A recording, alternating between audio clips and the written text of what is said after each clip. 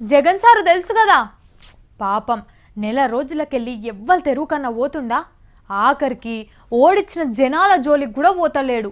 ఓదార్పులు గీదార్పులు అన్ని బంద్ చేసి ఎవ్వరికి కని కనబడనట్టే ఉంటుండు.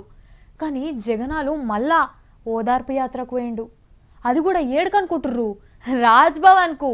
ఈసారి ఓదార్చేది సారు కాదు, సారుకే మన గవర్నర్ సారు ఓదార్పు కావాలన్నట.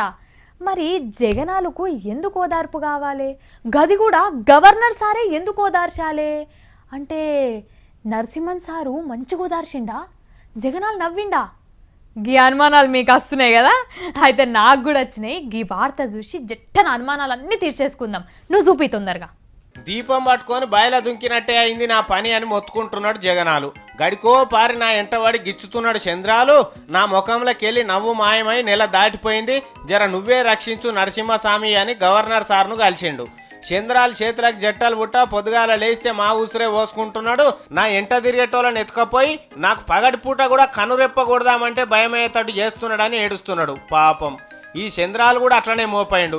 అరే పొలగాడు భయపడుతున్నాడు, ఇప్పటికే జనం మల్క భయపెట్టిండ్రు, ఏదో ఇడిచిపెడదామని ఊకోవచ్చు కదా, ఊహు అని గెలుపుతున్నాడు. మొన్న municipal chairman, MPP, ZP chairman ఎన్నికలలో మొత్తం మోసమే చేసిండట. జగన్ పార్టీలో గెలిచిన వాళ్ళని బెదిరించి అదిరిచ్చి వాళ్ళ సైకిల్ పార్టీలకు గుంజుకపోయిండట. తప్పు కదా అట్లా చేసుడు. ఇప్పుడే గిట్ల చేయబట్టే ఇంకో 4 ఏళ్ళ 11 నెలల సర్వీసులా ఇంకెంత గోస పెడతాడో ఏమో అని బుగులు పడుతున్నాడు. అయ్యా జగనాలు, నువ్వేం భయపడకు, చంద్రాలు చెవుల జీడి వద్దాం కానీ నువ్వు హైదరాబాదులోనే ఉండు, చంద్రాలు కనిపించకు. నిన్ను చూస్తే ఆ గడ్డం సాబుకు బీపీ పెరుగుతుంది. కాబట్టి తెలంగాణ గడ్డ మీద 2 ముఖ్యమంత్రులు ఉన్నారు. ఒకరు కేసీఆర్ సారు, ఇంకొకరు నరసింహం సారు. కేసీఆర్ సార్ అంటే నీకు కుదరది, చెర్లబడ్డోని తీసి బాయలేసినట్టే అవుతుంది నీ పని. కాబట్టి గవర్నర్ నరసింహన్ సార్ ఏలే హైదరాబాద్ ఉన్నది, ఆడ ఉండు.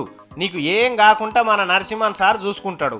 నువ్వు కయ్యం పెట్టుకోకు, చంద్రాలు పెట్టుకుందామని పిలిచినా ఉరకకు. ఎందుకంటే ఇప్పుడు చంద్రాల దందా నడుస్తున్నది సీమాంధ్రలో. కాబట్టి నువ్వు జర కాముగుండు.